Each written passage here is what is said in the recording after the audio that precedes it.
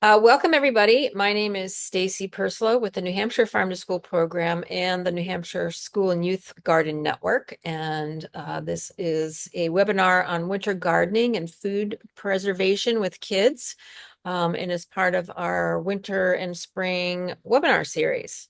I want to introduce Olivia Clark from the Cornucopia Project and Sam Bator from Stonewall Farm in Keene, who are going to present about the topic.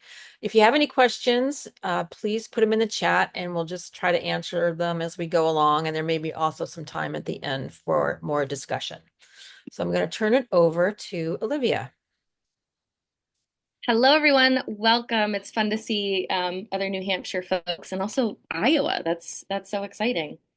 So my name's Olivia Clark. I'm the education director with the Cornucopia Project. We are located in Peterborough, New Hampshire, which is near Nelson, south of Belknap. Um, we specialize in garden, kitchen, and farm education. We provide hands-on farm-to-table activities, curriculum lessons to the greater Monadnock region. So kind of central southern New Hampshire is our bubble. But we also do consulting and work with non-local institutions. I'm going to hand it over to Sam to introduce herself. Hi, I'm Sam Bator. I'm the education director over at Stonewall Farm in Keene, New Hampshire. Um, we do farm to school work with local elementary schools. We also partner with our local high schools, Cheshire Career Center horticulture program. We do field trip programs on site and sometimes off site as well. We've actually gone to schools and done garden bed sampling, soil sampling, worm bins, that kind of stuff. And then we also do adult and family education and camps during our vacation weeks and summertime. I feel like I'm missing something else, but that's okay. And we service the Monadnock region as well. Generally, we are a little bit closer to the Keene area and then those surrounding towns. Sometimes we even extend a little bit into Brattleboro, since that's only a little less than a half an hour from our physical farm. Thanks, Olivia. Thanks, Sam. Yeah. So you have joined the Winter Gardening and Food Preservation for with Kiddos, just as Stacy said. So we're going to jump right in. So our agenda today, we're going to kind of introduce some ideas of bringing gardening into your world during these cold, darker months of the year. Um, with a little creativity, we can grow food year round, especially even in New Hampshire, in Iowa. I assume it's also kind of cold there right now. So it's really nice to have fresh greens in the colder months. It's quite a treat. We're going to throw a lot of activities at you for ideas to use in your classroom. Um, So we're going to do some storage crop discussion. We're going to do some food preservation. And then also, you guys are going to enter your name to win this beautiful sprouting kit that you see in front of you. So we have two of them to give away. So there's three of you. So 67% of you will get a sprouting kit today. So in the chat, I just want you to enter your name, your email, and about how many kids you think that you work with, or if you don't, maybe a school that you're associated with that you could bring this kit to.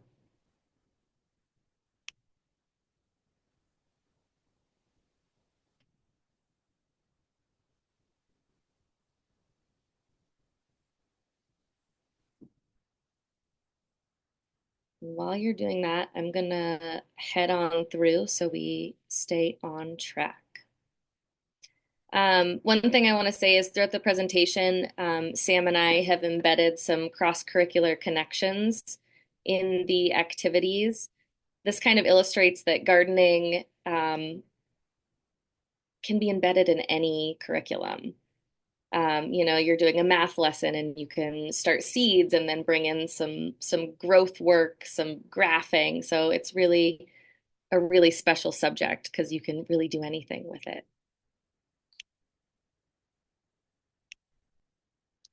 All right. So you may be thinking, in New England, we can grow food. That's crazy. Um, But gardening doesn't have to wait for the warmth. Even in New England, the learning doesn't have to stop. We can grow cold hardy crops. We can explore microclimates with greenhouses and hoop houses. We can explore extension strategies and bring the planting inside, preparing for the spring also, which is my favorite part of the season. Selecting your seeds. It's like you get to go shopping and think about the warmer months and being surrounded by beautiful bounties of plants. So that's kind of what we're going to be doing today.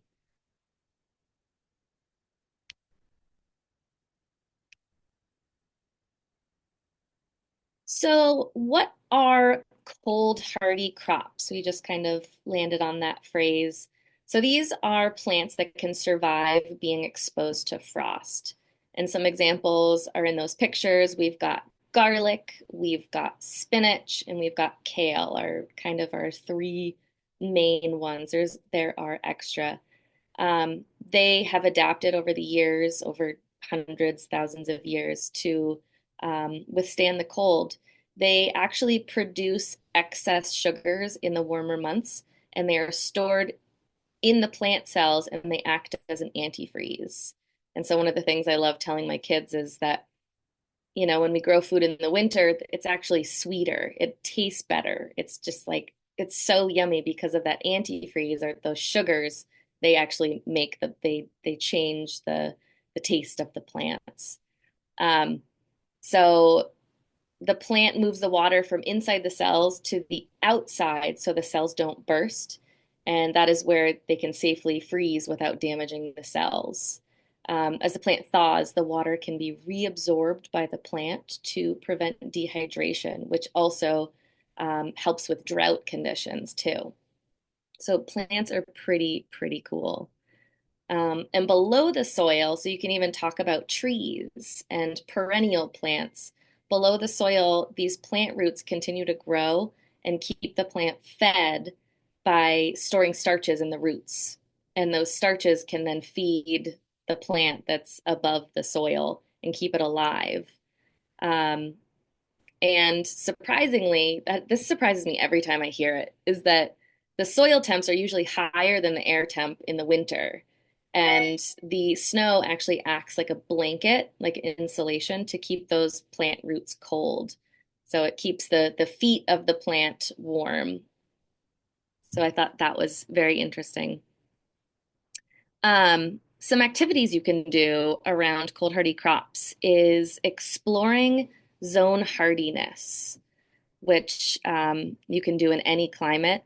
So, zone hardiness is this wonderful chart provided by the USDA. They do this every 30 years, which is what I learned today. I didn't know they had that chunk of time. So, the zone hardiness is based on an average annual extreme weather. It can serve as a general guide for growing plants in your area. And the zones are based on the average lowest temperature in a given location over a 30-year span of time. So when choosing your plants, we really want to refer to the zones because for obvious reasons, you can't grow a plant that thrives in zone 12 in a place, northern Maine, which is, a zone 3 or 4. So there's a lot of opportunities to explore this with the kiddos. Um, can we grow plants with a zone hardiness of 8 in New England? How does zone 9 differ from 2? Think about like what kind of climates a zone 12 would have, what kind of light, what kind of soil, duration exposed to the cold, and even humidity. Down in Florida where it's very humid, you might not be able to grow the same plants as maybe in Arizona where it's very arid and hot and dry. So there's a lot of interesting climate discussions you can have and um, ecosystems. So there's a lot in there. That's kind of the general idea.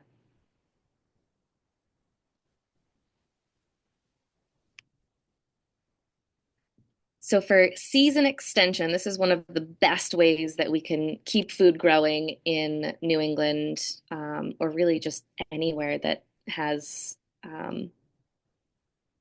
vast temperature differences through the seasons, is we can cover plants with row covers, mulch. Um, these techniques keep the temperature just warm enough for the plants to survive. So it controls the environment.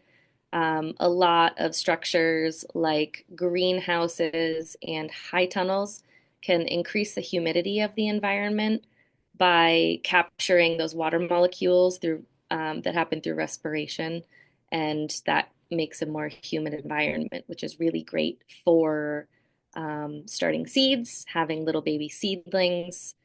Um,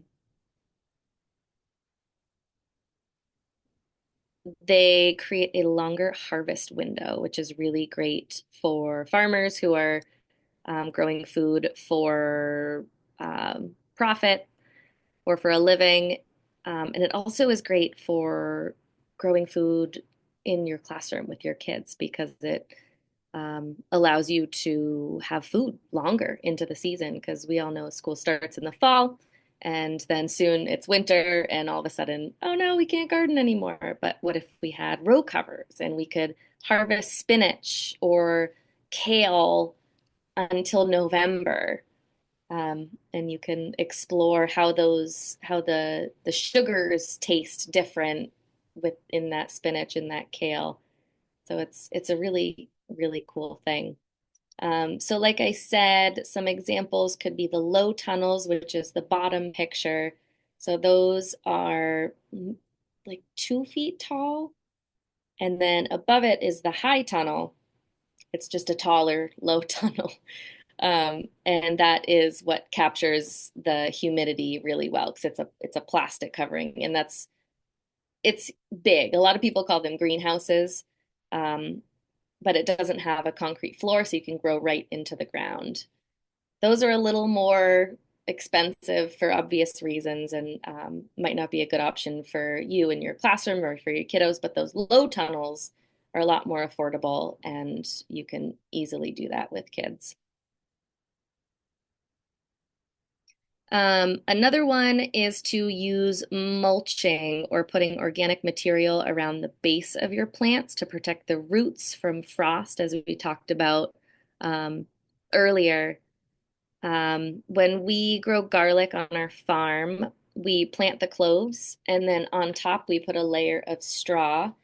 And this keeps the soil at a consistent temperature to avoid frost heaving.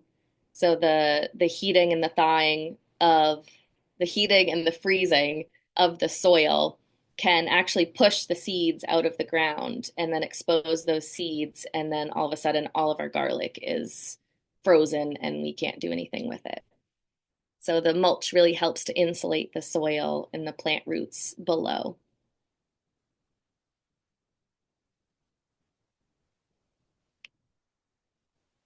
So now that we've explored season extension through the lens of a gardener or farmer, let's bring it into the classroom. With kids, we can talk about microclimates, those ecosystems that you can create using the low tunnels, the greenhouses, the high tunnels. We can build mini ones, and they can kind of see it at a on a smaller scale. So these are some examples that I found that I really love. So we have the mini greenhouse, I think made out of popsicle sticks it is, and they just put a layer of some sort of thin plastic over the top, and they've got little plants in there growing. Um, And then we've got the clamshell box with the, I believe that's an eggshell or some sort of newspaper container. So these can be done sustainably, I guess you could say. You could do a compostable clamshell with reusable. I would do like an egg carton, like egg. Yeah, that sounds great. Um, so this can help visualize to kids how gardening can continue even when it's cold outside.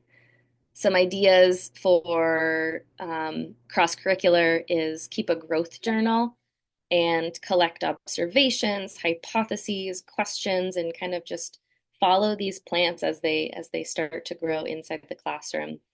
Another one is you can graph the plant growth and measure the temperature and humidity, from inside compared to outside, and see. Also talk about plants, that plants breathe. That's really, really interesting stuff. Um, there's also light requirements of these plants. What happens if you put the little greenhouse in um, sorry, it's a phone call. Um, Put them in a closet versus in front of a window. So there's all sorts of stuff you can do with that.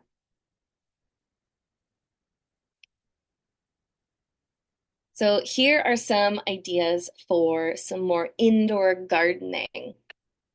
And these are without soil, which I think is really interesting to explore hydroponic growing in the wintertime. So microgreens are on the left. And I have a really cool example of a microgreen system that you can use. This is a sprouting tray, and you can get these online. So it has a perforated insert, and then it's just this tray, and there's paper in here, and you wet the paper, and you put your seeds here, and then you pop this perforated tray on top. And one of the challenges to keep this paper as wet as you can, because it will dry out because it's paper. So keep that tray really wet, and then the microgreens will grow up through the perforations. And then once they're ready, you just snip it and chop it down. So it's like a little mini farm kind of. You get to harvest and do that fun stuff. Um, this is really fun, and you get to have fresh sprouts in your classroom with your kids and pop it on top of soups, on a salad, in a sandwich. It's just, they're so yummy. Um, so that's that. And then the next one is sprouts. And this is my favorite method, is using a mason jar with a perforated lid. So this is what you guys are gonna enter to win. So here's the kit, and the mason jar has a special cover that is perforated, and it has little feet on it, so you can sit it upside down, and it allows airflow to come up and through it, up into it. So a few tablespoons in the bottom of a jar, you add some water, and every day you'll swish it and rinse it, and then dump the water, and soon you'll start to see the sprouts growing just like in this picture. You can it needs to be in a warm location, 60 to 70 degrees. And once you see the first leaves grow is when it's ready. And I do have to say, once you see those leaves come up, pop it in the fridge, or else they will start to mold and get stinky. So once you see those first leaves, get it into the fridge, because you want to save those sprouts. Some learning you can do with that, nutrition, talk about the benefits of sprouts, of having green plants in your diet, especially during the winter time when we don't have a lot of freshness around us. Growth charts, like we talked about earlier, and yeah, that's that. Here's some more indoor gardening for you guys, some options. So here is, on the left, is this really cool hydroponic system. It's called a a passive hydroponic system because it doesn't rely on electricity to move nutrients.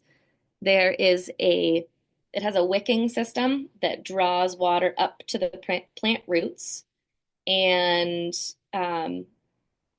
or the roots are just simply suspended in the liquid nutrients. This one is really fun because you can teach the kids that plant roots need oxygen to grow. And this has a straw in it. And so they get to blow bubbles, which I feel like a lot of us say, hey, we're not blowing bubbles today. So to tell them that they can blow bubbles, I think that would be really fun. Um, so that's a really fun activity to learn a plant, what a plant needs to grow. You know, there's no soil in the system. What does that mean? How does that affect the plant's growth? And does a plant really need soil in order to grow and thrive? So it's an interesting conversation starter and something definitely to explore. And then on the right here is a hydroponic tower that does use electricity to pump nutrients to the plants. So the big base, that's where the water's held, and there's a pump that pumps water up the center, and then it kind of waterfalls and trickles down and hits those plant roots as they're hanging there. So that's a little bit more of a complicated system, and those are our high schoolers maintaining it, and they might be harvesting right now. So hydroponic growing is a really great opportunity for gardening in the winter time because it's inside, and they also have their own lights. So it doesn't necessarily need to be in a window. It can be somewhere without a window because it has its own LED lights for growth. And also, if anyone has any questions while we're going, totally feel free to shoot them in the comments and we can chat.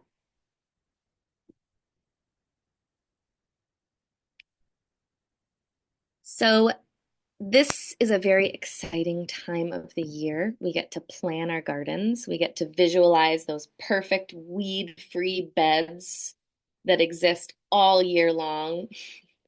I wish. Um, so some topics that we can introduce to kids in this stage are some of my favorite: companion planting, crop rotation, and picking your seeds. So companion planting, most simply, is the practice of growing one plant to help another.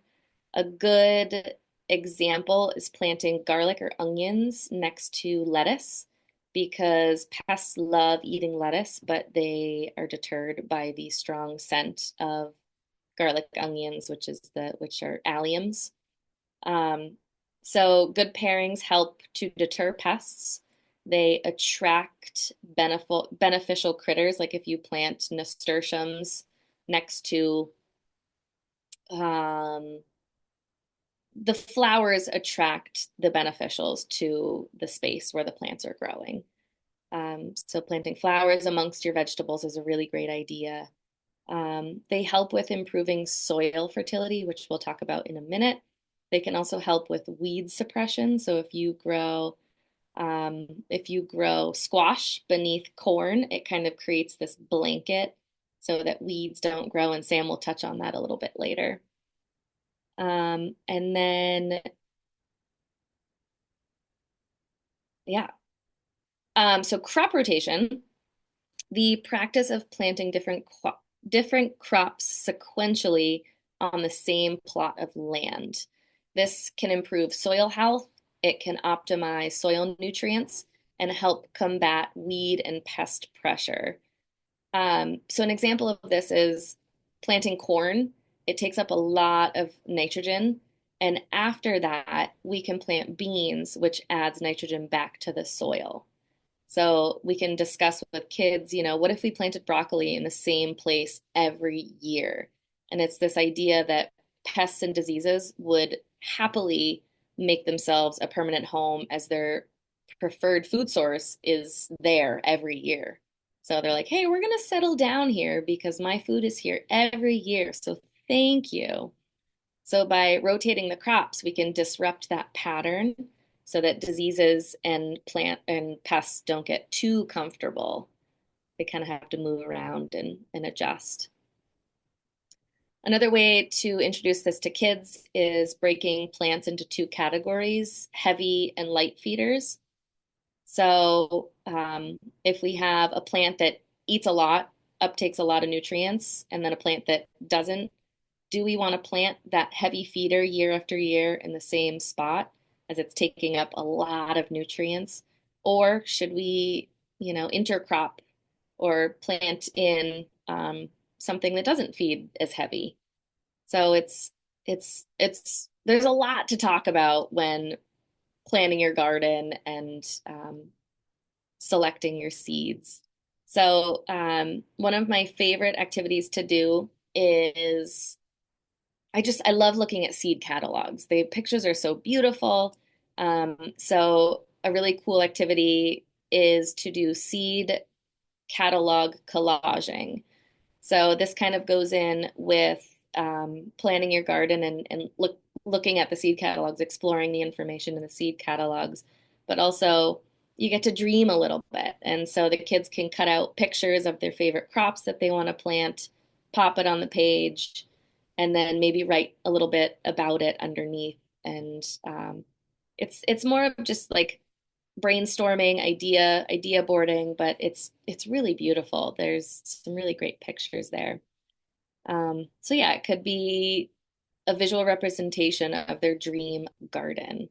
So I've done this a few times with my kids, and it's really fun. So they can learn how to navigate a seed catalog.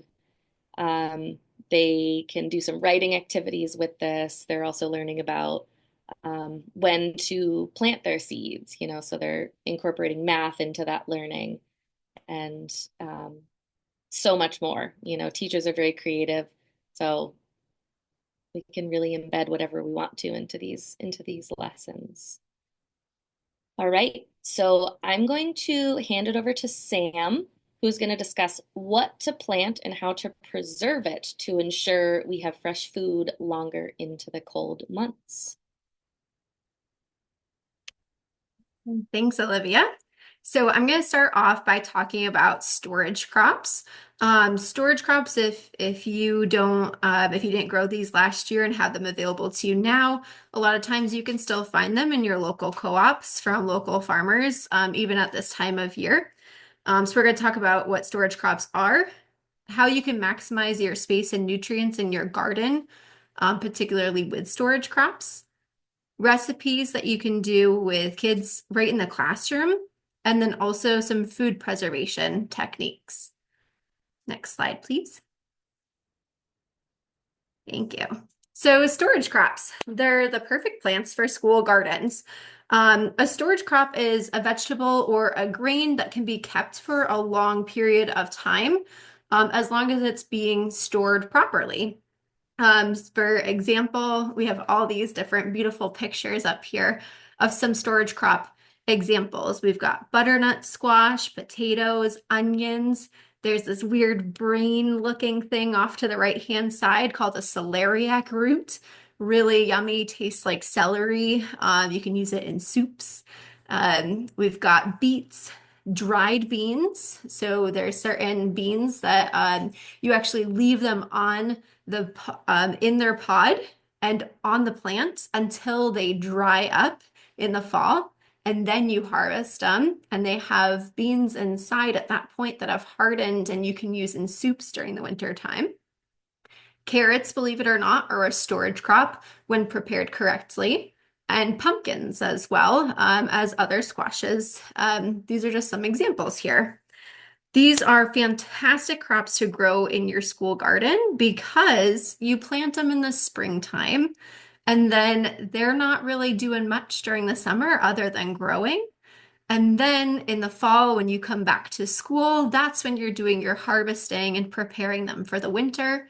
And then they can serve as lessons throughout the majority of the winter. Some lesson ideas, some learning connections, math, science, way more options. So I'm going to give you some math and science ideas here.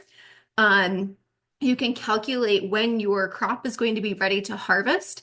So looking at what date you're going to be planting in, you can have students calculate from the average last frost date in the springtime to figure out when they should be planting, starting either their seedling or planting directly in the ground, and then having them calculate out when they're going to harvest it in the fall time. It's also a great time to learn about seasons and weather patterns to determine when your plants can actually go into the ground in the springtime. You know, we don't want to be planting our storage crops, don't do well usually in the colder weather. They usually are something that you plant when the soil temperatures are a little bit warmer.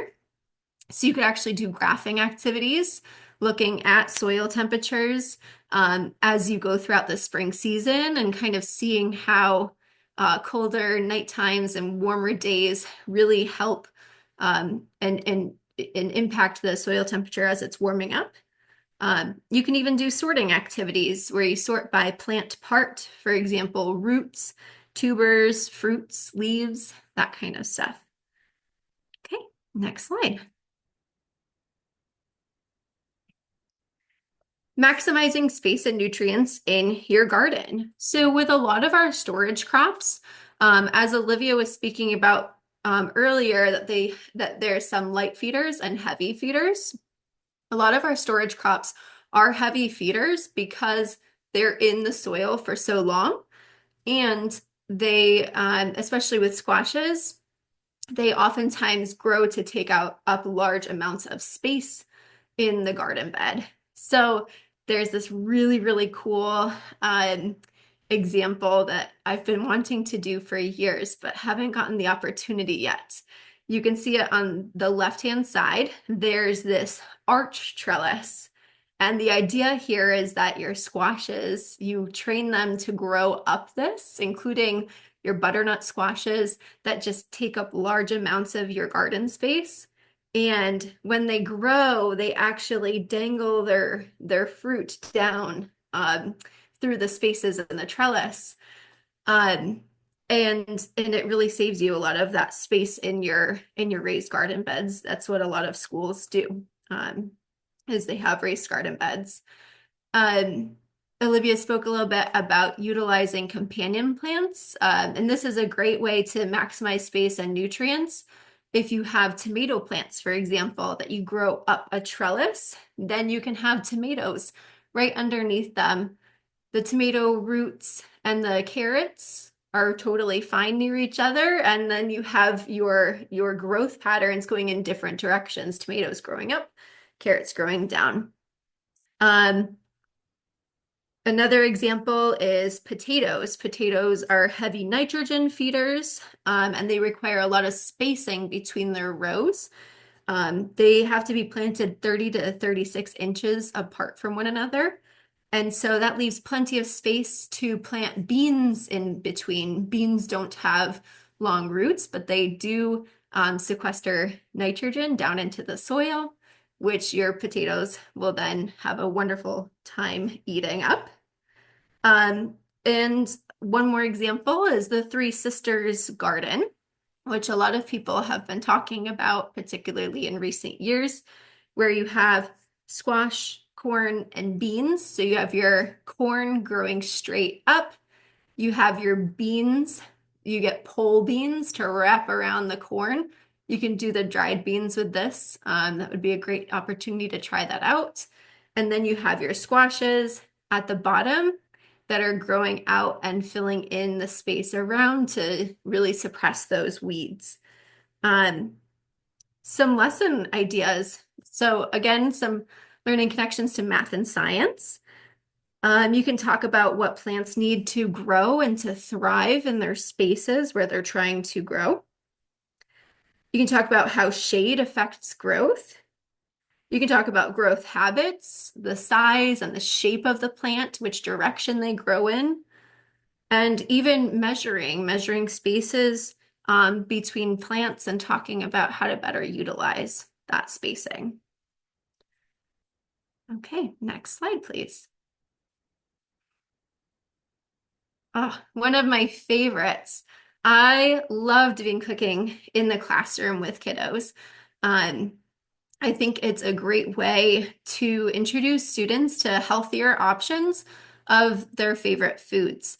A lot of times we actually make French fries with the kiddos right in the classroom when we're doing farm to school work by bringing a little mini air fryer into the classroom.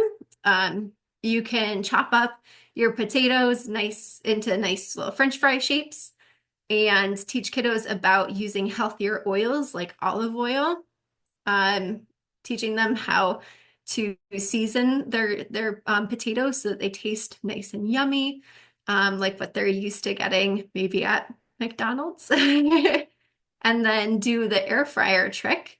And you'd be surprised at how many kids are just gobbling these up and saying that they taste even better than the ones that they get at a fast food restaurant. So there's one example. I also like those baked potato faces. You scoop out little faces on the potatoes. You can see it in the bottom picture. And then put it into the oven. And when they come out, you can actually decorate the little faces with beets or black beans as the eyes, black beans as the eyes, beets as the mouth, and then little carrot arms. So you get a little art activity in there too. Um, Pumpkin pie. I love using pumpkin pie just as an option to show kiddos that we can make sweet treats like that in a healthier version. Same thing with sweet potato cookies. So it's a good opportunity to introduce things like maple syrup that while it does have a lot of sugars in it still, there's healthier elements to it too, like vitamins and minerals and calcium. Or you could substitute applesauce in instead of sugar. You can even reduce sugar in the recipe. I find that it's just a great opportunity to really talk about those healthy eating habits. And then my last one, my favorite one, I haven't done this one before, but it came to me yesterday. A roasted root veggie octopus. So if you did a beet head, little carrot tentacles, and black bean eyes, I think that would be really cute. A little cute way to like really meld together that art and healthy eating. Lots of lessons here. You can talk about the different food groups with kids, eating the rainbow and the nutrients that are associated with each color of the rainbow, and help. You can even graph that, or you could make. We've made like a superhero human before and had them color in the parts of the body with the color of the plant that is associated with each of those parts. And this goes for fruits as well. Yeah. All right, next slide. Okay. Food preservation techniques. So we're going to talk about some harvesting and preservation techniques, and then we're going to do a little demo. Next slide. Awesome. So I just wanted to talk a little bit about harvesting and preservation techniques. Usually this is something that you're looking at in the fall, but I think it's a really good thing to start to brainstorm as you're planning out your garden. And then there's some things here that can still come in handy if you're purchasing things in the grocery store or at a local food co-op to work with your classes right now. Generally, when you're harvesting things, you want to make sure that the soil is dry. And if you're preserving them, don't wash your produce. There's beneficial bacteria on the produce that helps fight decay. So doing both of these things is going to set you up for a higher success rate. If you're taking your plants out when the soil is wet or when the plants themselves are wet, then you're kind of behind the game. You've already started some of that decomposition process. For root cellar storage, you're looking for cool and dry spaces. You don't have to have a root cellar necessarily. You could have something that has that environment, like a garage, a basement, a mud room. I find that there's in schools, I know this sounds a little bit weird, but like there's always some sort of like gym storage unit that I feel like totally matches this cool, dry space requirement. Um, for some of the veggies that you're going to be putting in there, you want to cut off the tops, for example, carrots and beets, to make sure that your leaves aren't pulling moisture out of the plant any longer. Potatoes need to be kept in the ground for 2 weeks after the foliage dies back. So you'll see the stem and the leaves actually get brown and droop over and die 2 weeks before you harvest the potatoes, because that's actually when they form. There's that deep skin that helps protect them for the winter time. And making sure that you're curing any onions, shallot, garlic, and squashes, which essentially means to leave them in a dry, warm place for them to fully dry out and get ready for winter storage. We're going to have links at the end of this webinar. There's a really, really great guide from Johnny's Seeds that goes into all of these storage techniques in greater detail. Next slide, please. Up next, we have canning. So you can do canning activities. This is not something that I personally do, just because there's a lot of parts that worry me about canning.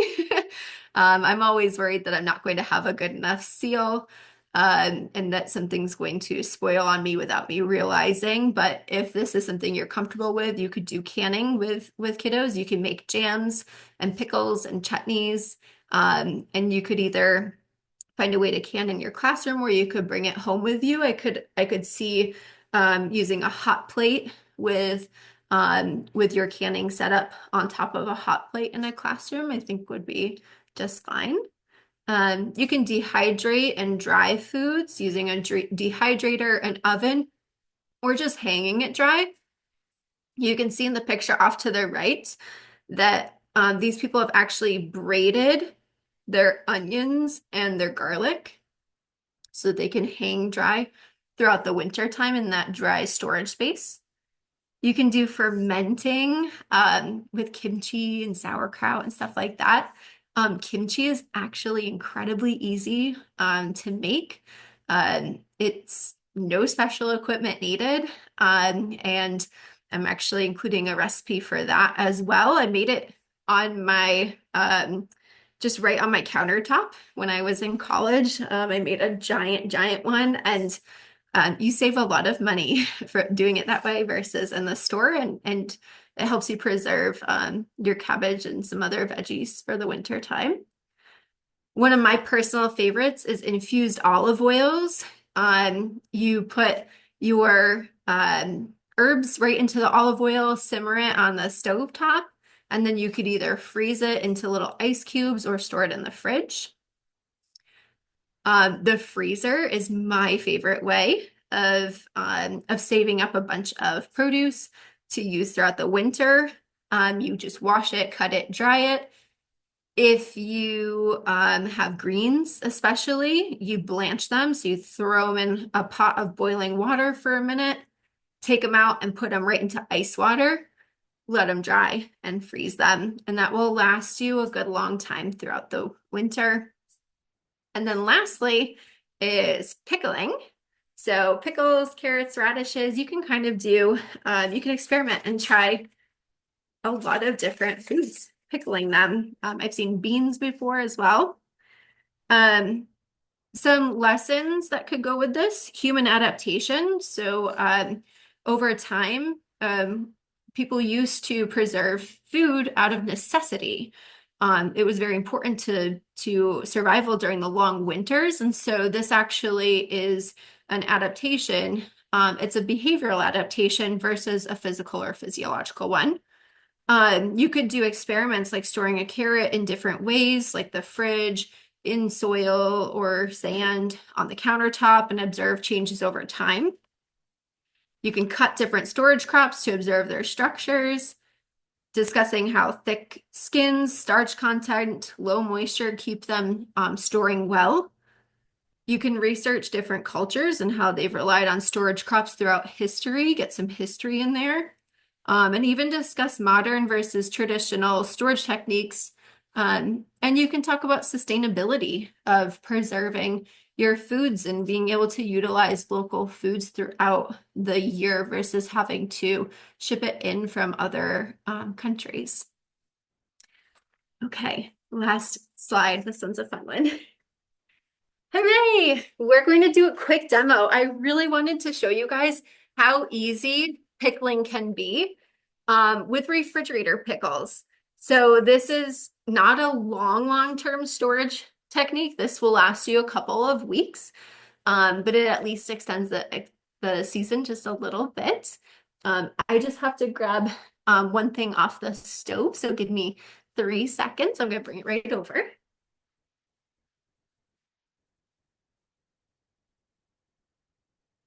Okay. Can you see what I'm doing? Great. You can see that I spilled the red pepper then. All right, so we've got a little can of chopped carrots here. We are going to take a clove of garlic that I have smashed, and we are going to put that right in with the carrots. Then, can you guys see this? Okay, great. Then we're going to add into our distilled white vinegar, which is here, it was boiled. We need to add 2 tablespoons of sugar. Let's stir that up. So 2 tablespoons. And stir it until combined.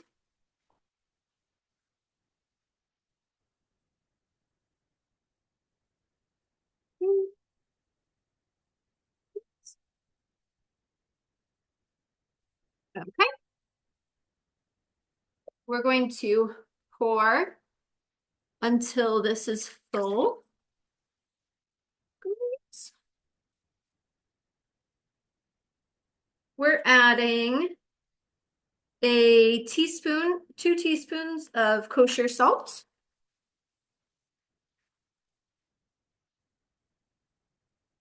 Oh, sorry, 1 teaspoon. The recipe that we have up on the screen is actually for 2 servings here. So just 1 teaspoon of salt, half a teaspoon of mustard seeds. We've got mustard seeds here.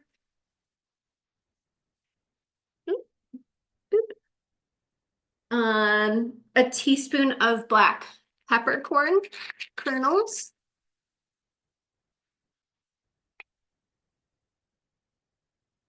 An 1/8 a teaspoon of celery seeds. We've got these little tiny little celery seeds here.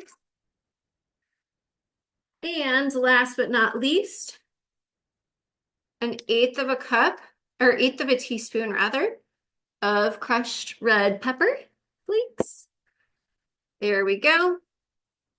Stir that guy up. And voila. We now have refrigerator pickled carrots. And so you just pop the top on that and you put it in the fridge. As you can see, this would be really easy to do in your classroom. You can have the kids practice their knife skills, teach them how to use knives safely. We actually use the kid-friendly knives that they can't cut themselves on. I've seen, Olivia, what are those things called? The crinkle cutters. You can use crinkle cutters and have them chop those up, and then you have a whole like lesson there on measurements. And you can even have them do the math if they're learning fractions or division. You can have them figure out, like, this recipe is for 2 jars. How do we make it for 1 jar? And then, you know, the nutritional value, of course, and then letting them even just take it home, I think is really fun. Bring that right home and with this like little connection, maybe send home the recipe with them as well. Awesome. All right, Miss Olivia, back to you. Thank you, Sam. Yeah. I don't know if I've ever had pickled carrots before, and now I really want to try it. Oh, they're good. I've only had them, I think, twice. So Mm. I'm excited to have these guys. Ah, yeah, now you have some pickled carrots to try. Yeah. All right. So for our last few minutes, I want to tell you who won our sprouting kit giveaway. All right, drum roll.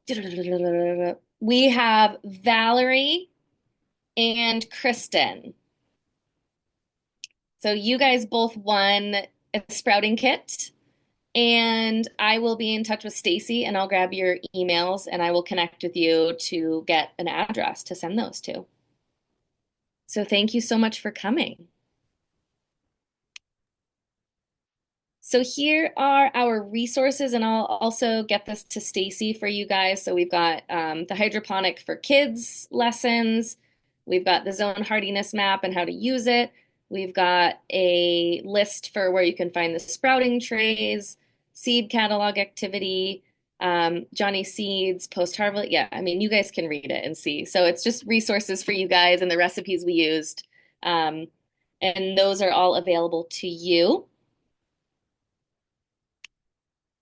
And then here is Sam and I's information. If you would like to get in touch with us for any reason, we are open and here for you. This is the work we do, so we are really here for you to support you in your farm to school journey. So give us an email, give us a call. We're happy to help you out, to give you support in whatever you need. Olivia, should we also give a chance for questions? I kind of forgot that after the end of mine. I know we That's a only have great 2 minutes. idea, Sam. Yes. Does anyone have any questions or thoughts, inspirations?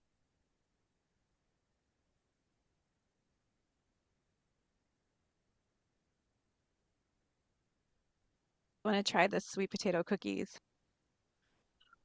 They're so good, honestly. Highly recommend.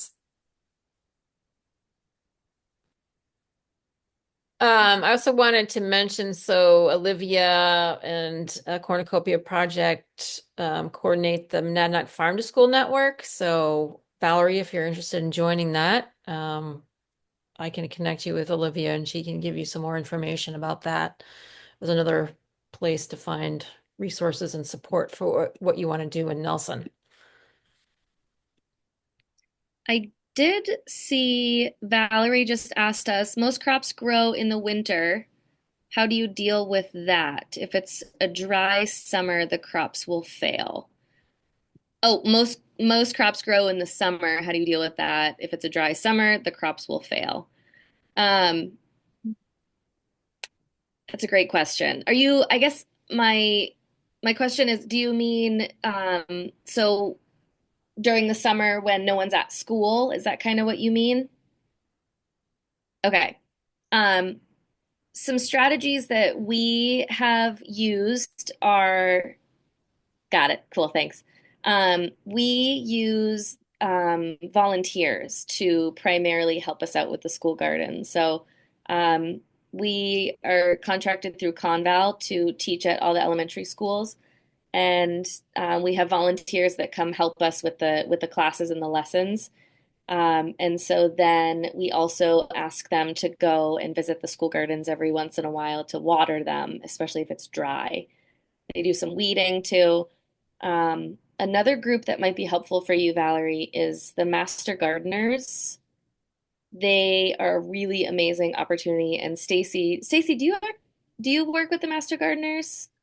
So they are part of the School Garden Network. Okay. So Um, it's a program. Go ahead, Sam. no, you finish your thing. Yep. Okay. It's a program through UNH. people get selected or approved to go through this Master Gardener program, and they have to achieve a certain amount of hours through volunteering to keep their Master Gardener status or certification. So these are really great opportunities to get that community involved because they are looking for hours to help out with projects like these. So we could definitely get you in contact with Ruth Clark, who is the Ruth Smith. master. That's what I meant. I we have a Ruth Clark. Yeah, anyways, that's also my grandmother's name. I don't know what just happened there. Um, but that is another resource for you. We also have families sign up to adopt their school garden in the summertime, and they go and they water and they take care of the garden and they get to harvest when they adopt the garden for a week. Sam, do you have anything to say about that? Yeah, I know one of the schools that we work at, they have a irrigation system that they put in, so that helps keep it watered during the summer. That's something that could be grant funded. There's some school grants out there, school garden grants that you could look at potential funding for something like that. Um, and then also sometimes there's either the special education programs or after school programs that will be on site during the school year or sorry, during the summertime, sometimes even summer school. And I wonder if any of those groups could be open to helping take care of the garden. I know at one of the elementary schools here in Keene that their special education program continues during the summer and they take over some of that garden maintenance for that time.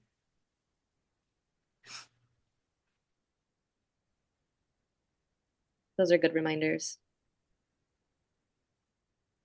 Uh, Resource for finding school garden grants.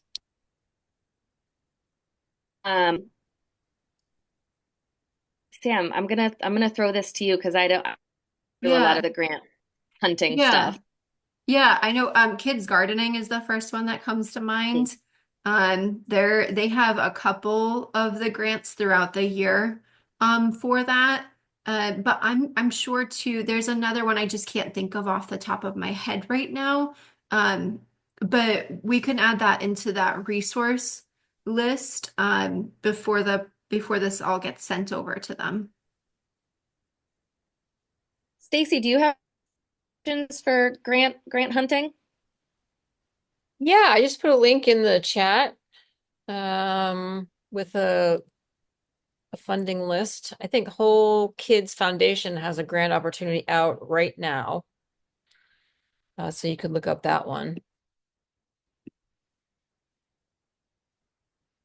And I think, does UNH have right now? Did I Does just what? see one? Does UNH or New Hampshire Farm to School with getting food into cafeterias? Uh, that is a pilot program for school food service.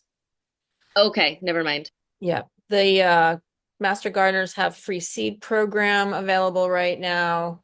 The Department of Education would be another source. They are offering like $6,000 grants for schools for garden programs.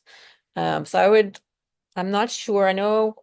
I think they have another round this year. So have to look at I'll see if I can find the link or find out when that is. But those are pretty significant amount of money for gardens, or some schools are buying hydroponic units with that money.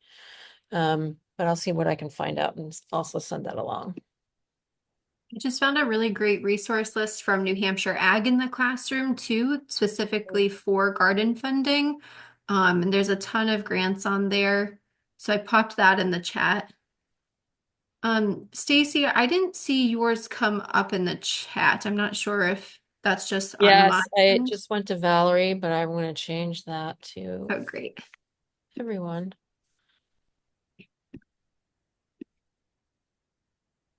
There you go. Thank you. Well, thank you everybody so much for coming, and we hope this was informative and entertaining too. Yeah, thank you both. Some good bits of information on winter growing and food preservation and garden planning. So again, this has been recorded and will live on the New Hampshire Farm to School website under 2025 webinars. Thanks for coming.